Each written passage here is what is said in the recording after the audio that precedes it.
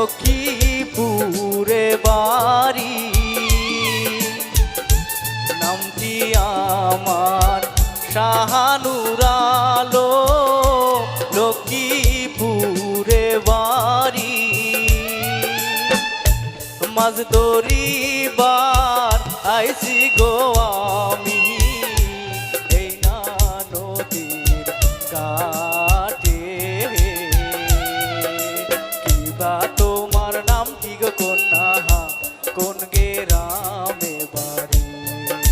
কিবা তোমার নাম কি গো কন্যা, কোন গ্রামে বাড়ি?